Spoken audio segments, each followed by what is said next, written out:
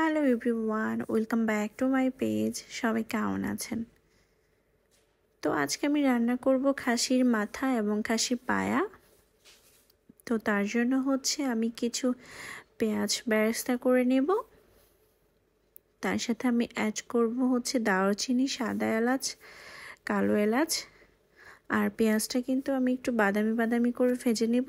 দেন এটার সাথে আমি অ্যাড করে নিচ্ছি ধনিয়া গুঁড়া, হলুদের গুঁড়া, মরিচের গুঁড়া।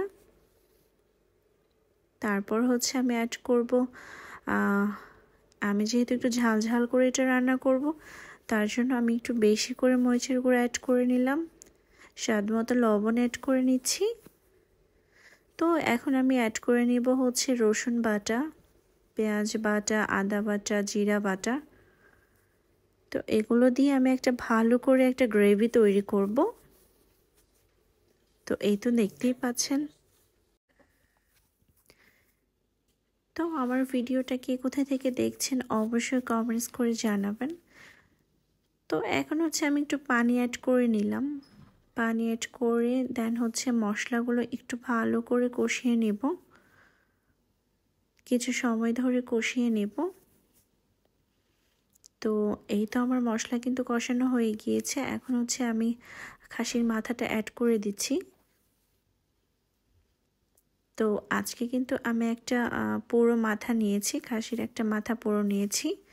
তো এটা এখন ভালো করে কষিয়ে নেব, একটু সময় ধরে কষিয়ে নেব। আর আজকে কিন্তু আমি খাসির মাথা এবং খাসির পায়া একসঙ্গে রান্না করব। তো তার জন্য আমি খাসির মাথাটা আগে কষিয়ে নিচ্ছি। আর খাসির পায়াটা কিন্তু আমি প্রেসার কুকারে নরম করে নিয়েছি। নরম করে নিয়ে এখন অ্যাড করে দিচ্ছি। যে মাথাটা আমি কষিয়ে নিয়েছি সেটার সাথে খাসির পায়াগুলো আমি অ্যাড করে দিলাম। এখানেও কিন্তু একটা ছাগলের পুরো মাথা এবং 4টা পায়া আছে। আর পায়াগুলো কিন্তু আমি অনেকটাই নরম করে নিয়েছি, যেহেতু শক্ত থাকে তার জন্য আমি প্রেসার কুকারে দিয়েছিলাম। নরম করে নিয়ে এখন একসঙ্গে আমি রান্না করব। তো এই তো আমার রান্না কিন্তু হচ্ছে। তো আমার ভিডিওটা যদি ভালো লাগে অবশ্যই লাইক, কমেন্ট, শেয়ার করবেন। আর আমার ভিডিও কে কোথায় থেকে দেখছেন সেটাও আমাকে জানিয়ে দিবেন। তো এই তো আমার রান্না কিন্তু মোটামুটি হয়ে গিয়েছে। এখন এটার সাথে আমি পানি অ্যাড করে নিচ্ছি।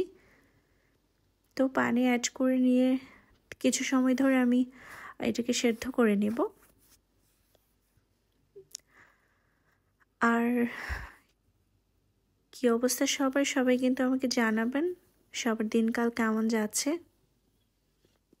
তো মাথার সাথে যে মগজটা ছিল সেটাও আমি অ্যাড করে নিলাম। এটা কিন্তু আমি লাস্টের দিকে অ্যাড করে নিয়েছি পানি অ্যাড করার পরে, কারণ এটা যদি ফার্স্টে দেওয়া হয় তাহলে গলে যাবে। তো আমি যেভাবে রান্না করছি এইভাবে কে রান্না করেন অবশ্যই আমাকে জানাবেন। তো এটার সাথে আমি একটু বেরেস্তা করে দিলাম।